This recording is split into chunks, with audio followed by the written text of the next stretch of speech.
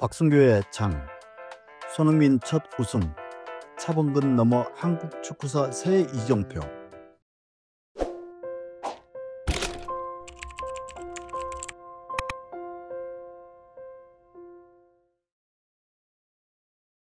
(10년이면) 강산도 변한다는 말이 있습니다. 그러나 손흥민은 강산이 한 번 반이나 바뀌는 15년의 세월 동안 단 한 번의 우승 없이 달려왔습니다. 그리고 마침내 2025년 5월 22일 새벽 한국 시간 스페인 빌바오의 산 마메스 바리아에서 펼쳐진 우에파 유럽 축구연맹 유로파리그 결승전에서 손흥민은 그 오랜 기다림 끝에 커리어 첫 우승컵을 들어 올렸습니다. 한국 축구는 이날을 기점으로 또 하나의 찬란한 역사를 새겼습니다. 이번 우승은 단지 한 명의 선수가 트로피를 획득한 것을 넘어서 한국 축구가 유럽 무대에서 이룬 상징적 승리이자 전설 차범근을 뛰어넘는 손흥민 시대 교체 선언이라 평가할 수 있습니다. 또한 지난해 12월 3일 윤석열 전 대통령의 비상계엄 선포로 실추된 대한민국 국격을 조금이나마 회복하고 팍팍하고 고단한 삶을 살아가고 있는 고국의 팬들에게 위로의 선물을 안겼다는 점에서 의미를 더하고 있습니다. 경기 후 태극기를 몸에 두르고 감격의 눈물을 흘리는 손흥민 선수의 모습은 힘든 시기를 보내는 대한민국 국민에게 큰 위로와 희망이 됐습니다. 손흥민은 2010년 10월 30일 독일 분데스리가 함부르크 SV 소속으로 18세의 나이에 유로 프로 무대 데뷔전을 치렀습니다. 이후 레버쿠젠, 토트넘을 거치며 15시즌 동안 431경기 170골, 2024년 기준을 기록했습니다. 아시아 선수 최초의 EPL 득점왕, 2021-22 시즌 23골, 프리미어리그에서 100골 이상을 기록한 유일한 아시아인이지만 그 빛나는 개인 커리어와는 달리 우승컵만큼은 늘 먼 곳에 있었습니다. 그 손흥민이 32세가 된 해 후반 22분 교체 투입 23분간의 짧지만 치열한 투혼을 통해 맨체스터 유나이티드를 1대0으로 꺾고 소속팀 토트넘의 17년 만에 우승 트로피 획득에 기여했습니다. 눈물로 룩진 태극기를 허리에 두르고 주장으로서 우승컵을 들어올리는 그 모습은 말 그대로 한국 축구사의 감동적인 장면으로 길이 기록될 것입니다.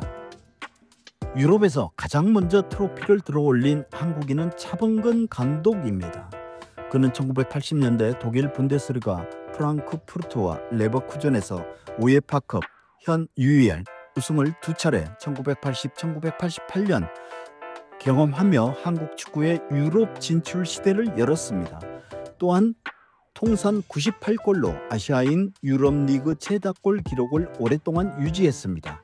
그러나 손흥민은 단순한 기록을 넘어 프리미어리그라는 세계 최고 리그에서 핵심 주축 선수이자 주장으로 활약하며 한국 축구의 위상을 전례 없이 높였다는 점에서 의미를 찾을 수 있습니다. 토트넘 역대 최고의 애국인 선수로 불리며 흥민손 is 미스터 토트넘이라는 영국 현지 팬들의 찬사를 받는 이유입니다. 토트넘은 우승 후 공식 홈페이지에 태극기를 몸에 두른 손흥민의 사진을 게재하며 한국 최초로 팀을 메이저 트로피로 이끈 클럽 주장이라고 소개했습니다.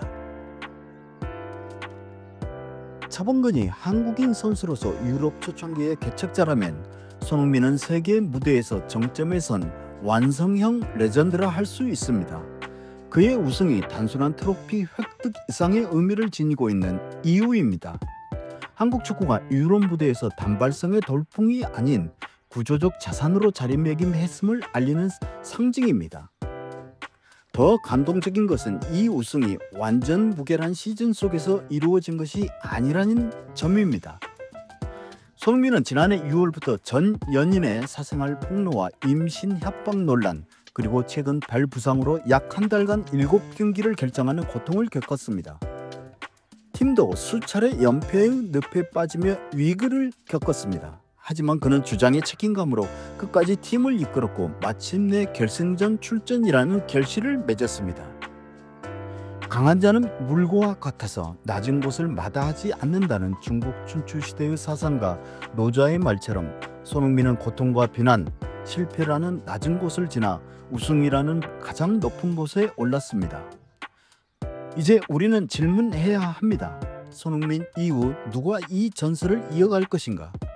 이강인, 김민재, 정우영, 배준호, 양민혁 등 유로파들의 약진은 반가운 소식이지만 손흥민이 이룩한 이 정점의 기준을 뛰어넘기 위해선 기량, 인품, 책임감이 모두 갖춰져야 합니다. 그리고 무엇보다 손흥민이 우리에게 남긴 가장 큰 유산은 바로 끊임없는 인내와 성실함입니다. 그는 뛰어난 재능보다 더 중요한 것이 자신을 믿고 끝까지 버티는 것임을 증명했습니다. 손흥민이 우승컵을 들고 태극기를 두른 채 눈물을 흘린 그 장면은 단지 축구 팬만의 감동이 아니었습니다. 팍팍한 삶을 견디고 있는 국민들에게도 용기와 위로를 전하는 순간이었습니다.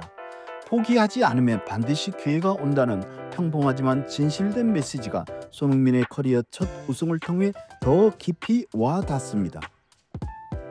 손흥민의 이번 유로파리그 우승은 그가 쌓아온 노력과 열정 그리고 역경을 이겨내는 강한 정신력을 보여주는 상징적인 장면입니다.